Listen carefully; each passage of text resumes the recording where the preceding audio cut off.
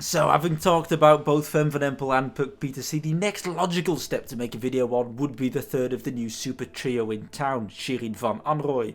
I figured I'd take my exam period off and get back to it ready for the cobbled classics, because surely she wouldn't instantly be on top form on the road. Well, I was wrong.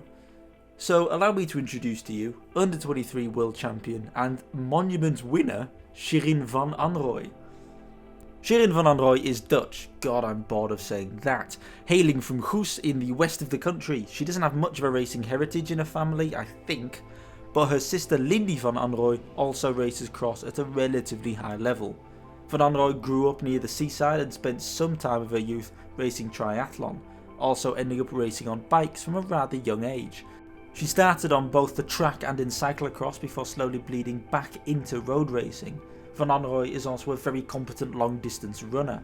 The first we really note of Shirin van Anrooij is in 2019, when a roughly 16-year-old Van Anrooij would take top 10s at smaller season ending crosses like Leuven and Oostmalle, before moving on to the junior road circuit in 2019, proving herself to have quite some talent. She'd finished first at the junior national and European time trial championships, before taking silver at the World Championships behind Aigul Gareva. In late 2019 her World Cup debut would come with a 25th place finish in Bern, and a week later her first elite victory would come in Conterre, Luxembourg. In November she'd finished third at the first ever cyclocross European Championships for juniors, behind Pietese and Olivia Onesti, and then she'd write history along with Pietese as they became amongst the youngest top 10 finishers of an elite World Cup ever in Tabor. Van Anrooij would repeat that feat a week later, coming 10th in Kokzijde too. A strong surge of late season form would see Van Anrooij claim the Dutch junior national title, and in Dubendorf, at the first ever junior world championship cyclocross, she would come out victorious, putting a minute into everybody bar Pietese and crowning herself world champion at the junior level. These performances on road and in cross were enough to afford her a place at Trek Segafredo as a trainee, racing cross for the Baloise Trek Lions team alongside Lucinda Brandt. Of course, her year as trainee would fall in 2020, meaning that she didn't really get to show much of herself. In fact, also looking at cross in 2020-2021, it didn't seem like a great year at all for Van Anrooij. She started off in typical fashion for a youngster, somewhat inconsistent but with flashes of brilliance. Her season would be derailed by a big crash in Tabor in late November though. In a pile-up just after the start, she'd sustained a fairly nasty injury to the leg, caused by, if memory serves correctly, either a disc brake or a brake lever. This would end what was so far a fairly promising season. It would set the Zeelander up for a decent road season though, her debut proper in 2021. She'd largely be on domestique duties, not showing too much of herself, barring the youth classification of the Tour de Feminine in Czechia and a 6th place finish at the under-23 Euros. Soon another cross season approached though, and Van Anrooij would slowly introduce herself as a big player. In late 2021 she'd crown herself under-23 European champion on the Vanberg, and then she'd take her first big podiums, finishing third in both Loenhout and Hamme. In Fayetteville at the under-23 World Championships she'd finish second behind Pietese. And then 2022 came, the year that Van Anrooij announced herself as arguably the biggest road talent in the world. She'd take a few early top 10s in Haagland and Le Samyn, and then she soared to an incredible 9th place finish at Strade Bianche, a stunning marker showing that she meant serious business. Throughout the entirety of spring, Van Anrooij would arguably be the best domestique of the classic season alongside Ellen van Dijk, her teammate.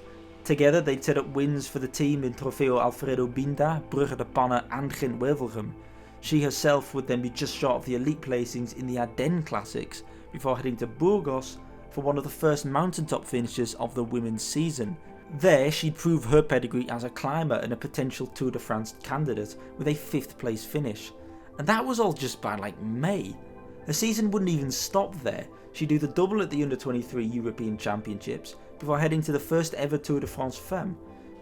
And her strong consistency throughout the 8 stages there would afford a 14th place overall and the white jersey, becoming the first woman to win that prize.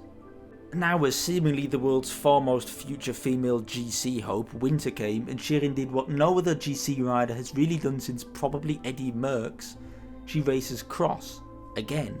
and quickly it became clear that Van Anrooij was almost on the level of the season-dominating duo of Pietese and Fem van Empel. Behind those two, Shirin would take her first World Cup podium in Maasmechelen. An off day at the European Championships would see her be third at the under-23 race, but would immediately be righted by her first ever World Cup win in the Beekse Bergen, and from that point on, she'd podium every single race for the rest of the season, including 2 more World Cup wins in Gavere and Zonhoven, and wins in the classics Loenhout and Kokzijde.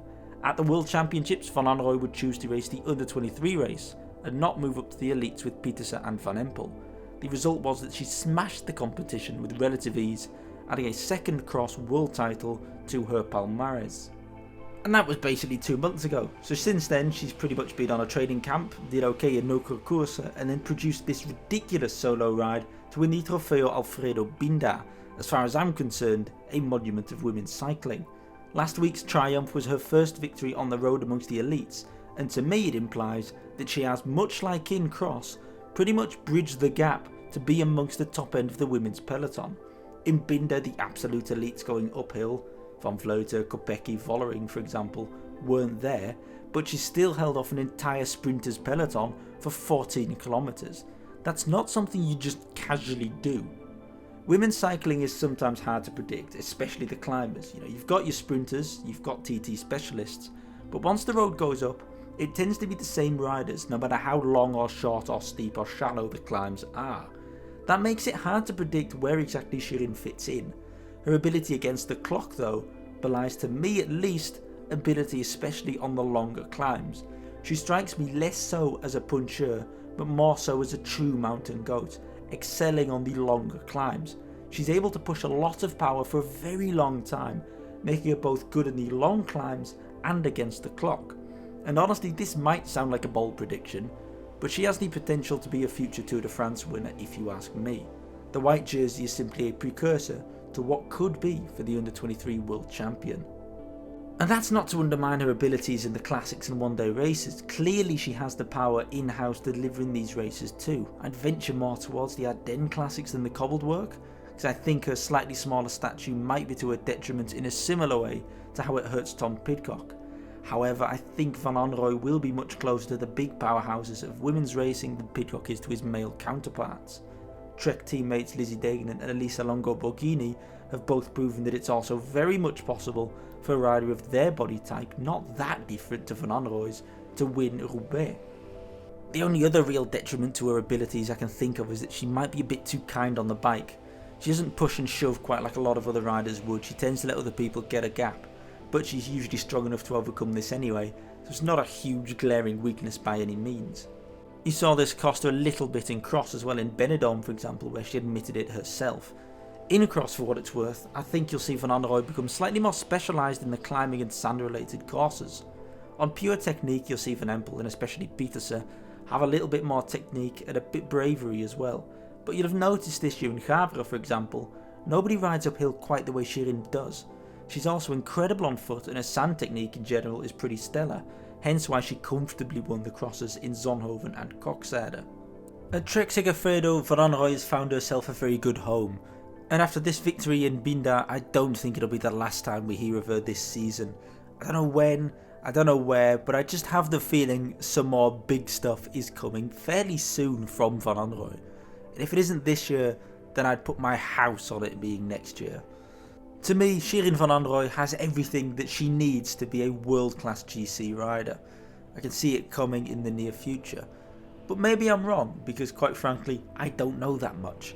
So what do you think? Where do you think she'll end up? Will she end up racing Tours and Giros, or will she end up in the classic work? Or could she end up just being a time trial rouleur specialist? Or maybe she just sticks with cross? Feel free to leave your comments down below with what you think will end up being her future trajectory, because I'm very curious. And with that, I'm basically done for today's video. So thank you very much for watching. If you want to hear more cross and cross adjacent news, feel free to subscribe. And I'll be seeing you the next time that something happens. Thank you for watching.